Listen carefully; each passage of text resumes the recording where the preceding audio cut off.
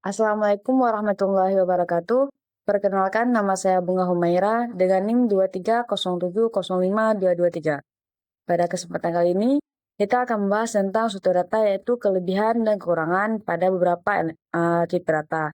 Yaitu yang pertama ada array, yaitu kelebihannya akses elemen cepat dengan indeks order 1 untuk akses langsung. Kemudian lebih efisien dalam penggunaan memori untuk data berukuran tetap.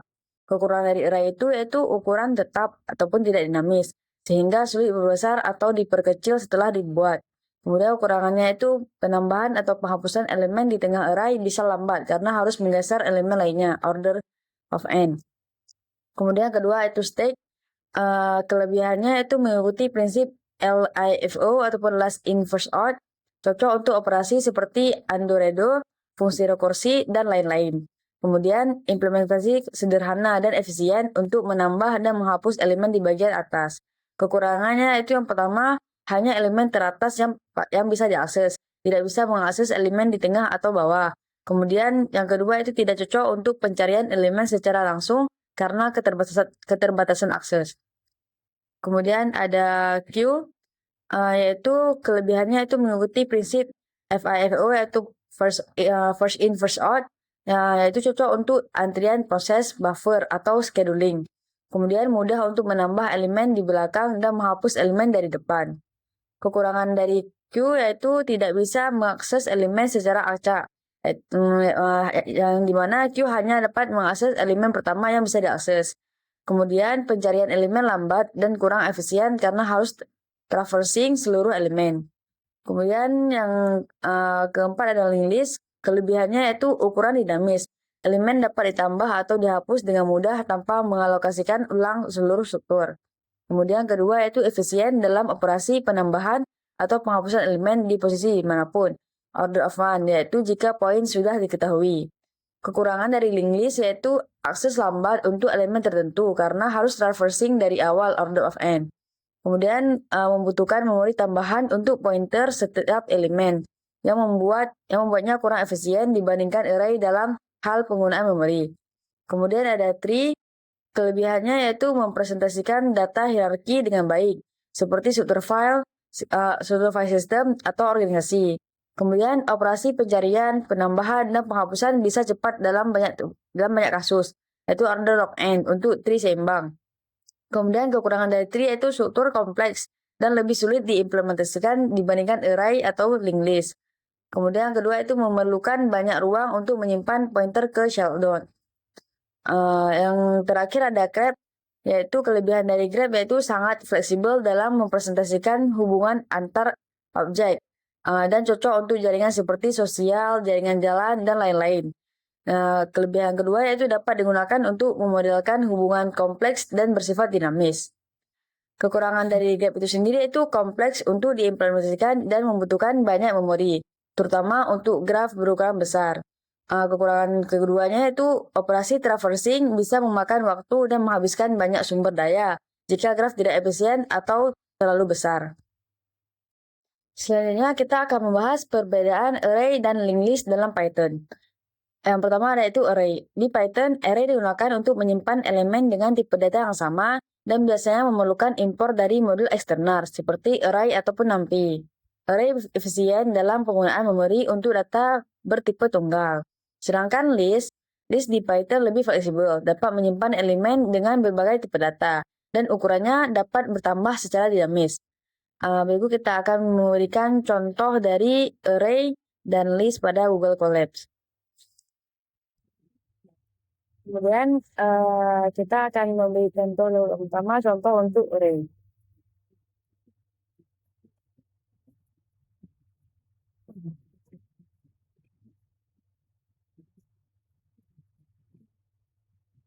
Kemudian kita akan membuat array begini.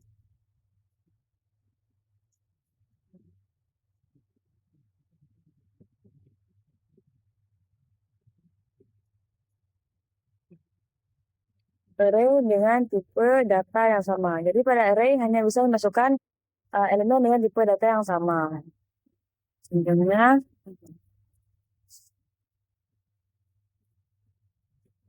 kita akan membuat file dengan nama array. Misalnya kita akan membuat contoh tipe data integer. Kita akan membuat dengan nama I.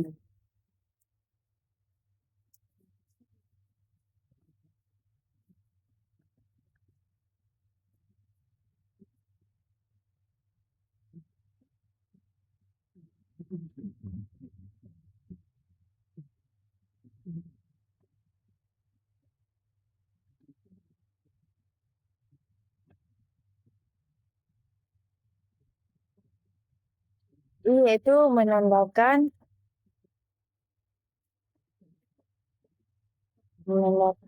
bahwa tipe data yang ada dalam file array ini yaitu integer.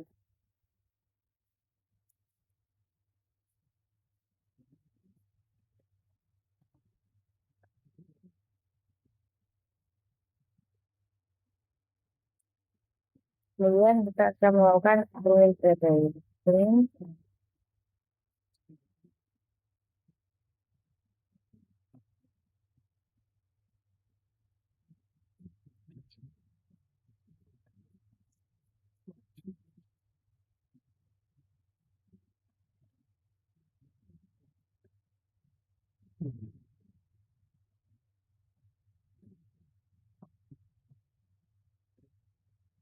kita akan jalankan terlebih dahulu.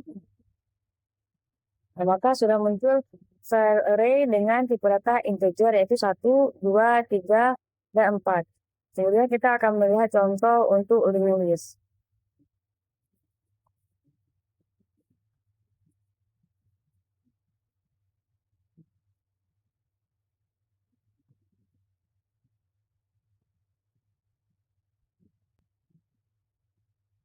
Jadi pada list ini bisa dimasukkan dengan tipe data yang berbeda. Seperti kita akan membuat contoh untuk tipe data yang berbeda.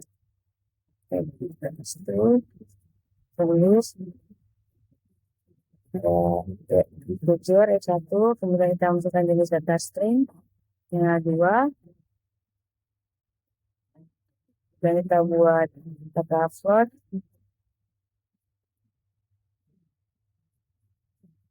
dan data boolean. Dan kita akan melakukan print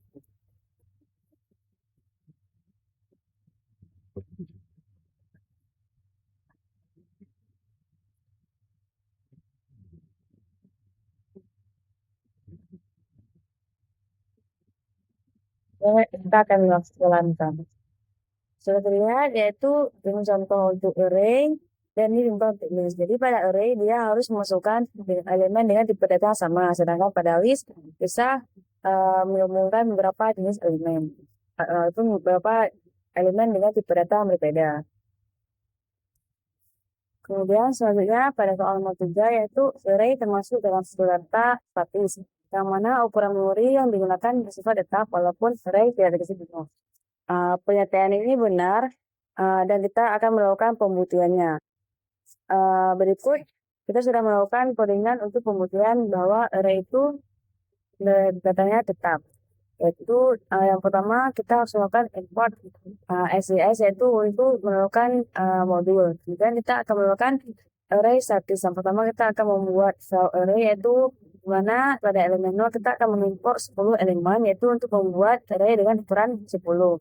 Kemudian kita akan print yaitu print ukuran memori untuk array penuh dengan SYS get size of yaitu SYS get size of ini kita untuk melihat berapa ukuran memori untuk elemen untuk 10 elemen pada array yaitu kita sudah menjelaskannya yaitu terdapat memori untuk array penuh yaitu 136 elemen ataupun 136 byte yaitu ukuran memori awal untuk array dengan 10 elemen.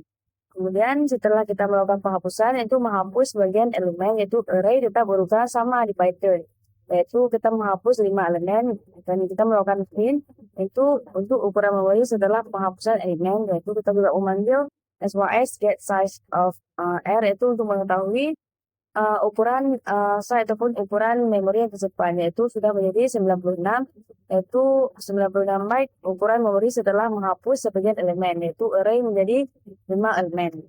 Kemudian kita akan melakukan operasi penambahan, yaitu operasi menambahkan elemen, yaitu pada dimana ukuran elemen pada Python akan bertambah. Itu kita melakukan dengan codingan AR.append 99. Ya, kemudian kita akan melakukan print, itu ukuran memori setelah penambahan elemen.